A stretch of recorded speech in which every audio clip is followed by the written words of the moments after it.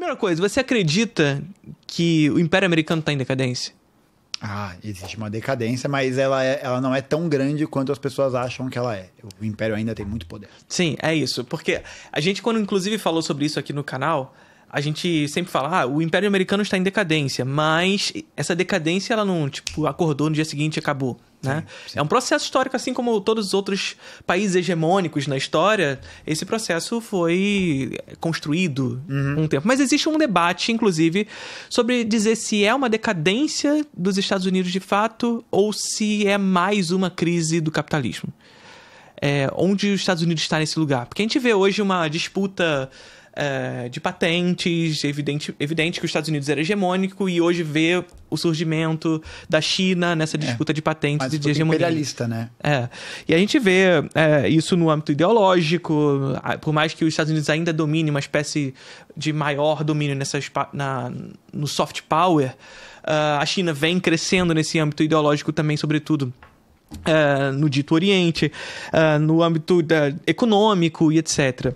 Então, essa é mais uma crise do capitalismo ou, de fato, nós estamos presenciando essa história do fim do Império Americano? São as duas coisas, né? Eu acho que são as duas coisas. Eu acho que esse processo de decadência que a gente vê, desse poderio, né, dos Estados Unidos, ele é justamente esse processo em que essa concentração de capitais, né, em que esses monopólios começam a entrar em choques e em disputas por esse controle dos mercados mundiais.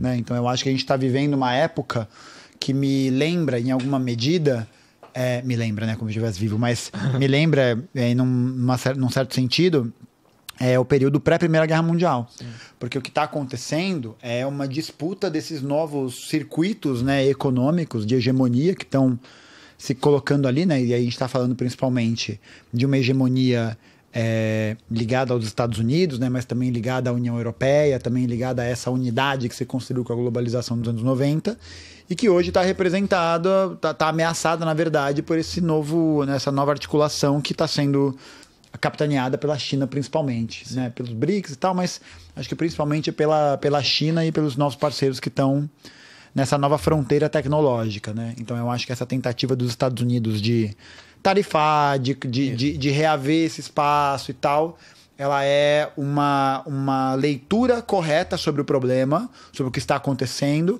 mas uma solução péssima, né? Porque hoje o que faz com que a China tenha essa predominância no circuito produtivo é o fato de que ela está desenvolvendo cada vez mais tecnologias de ponta, né, que permitem o aprimoramento desse processo produtivo e que no caso dos Estados Unidos não vai rolar, né? Porque para poder trazer o capital industrial de volta para os Estados Unidos vai significar um processo de precarização da força de trabalho para trazer essas indústrias, né? Então essa taxação que ele fez sobre o México e o Canadá, por exemplo, é para destruir a indústria maquiladora, tá ligado? Indústria de montagem. Sim. Quando o NAFTA foi assinado, nos anos 90, tinha um acordo que dizia que os Estados Unidos poderiam utilizar os países, né, o Canadá e o México, como indústrias de montagem de peças. Então, eles desenvolviam uma parte lá nos Estados Unidos, né, da indústria automotiva principalmente, e aí no Canadá você montava um pedaço da peça, e no México montava outra, e aí de volta para os Estados Unidos aquilo ali era recomercializado e ganhava. Então, conseguia se explorar essa mão de obra mais barata nesse processo de montagem, o que acabava barateando esse processo. Eu acho que mantinha a estrutura hegemônica da lógica da própria patente, porque os outros locais onde era produzido... Só montagem, então não tem desenvolvimento industrial, tecnológico, de ponta, porque tudo se mantém nos Estados Unidos. Exatamente. Então essa patente ela estava ali cercada, monopolizada nesse contexto, e aí a perspectiva que eu tenho é que ele está tentando fazer essa tarifação para trazer esses capitais de volta de alguma maneira, mas o que mais ameaça a hegemonia dos Estados Unidos hoje, eu acho que não é nem a questão industrial, eu acho que ela é uma questão importante, mas ela é mais secundária em relação à questão da hegemonia do dólar. Então o grande problema hoje para os Estados Unidos é se a China conseguir alterar a moeda corrente do circuito mundial e transformar isso no yuan, né? Porque desde os anos 70, 80, que é quando os Estados Unidos conseguem consolidar o dólar como uma moeda de mercado mundial, aí todo mundo pega empréstimo em quê? Dólar. Né? E qual que é o país que tem a soberania para poder emitir dólar e para poder garantir que a democracia e a liberdade entrem nos países para estarem em circuito com essa economia? Via dólar. Inclusive sai o lastro do ouro pro dólar. Isso, exatamente. É acabado o acordo de Bretton Woods, né, o choque de Nixon. Sim. E aí, depois dessa transferência, os Estados Unidos se tornam hegemônicos, que é o que, inclusive, vai permitir essa circulação do que a gente chama de neoliberalismo, né, da globalização e tal.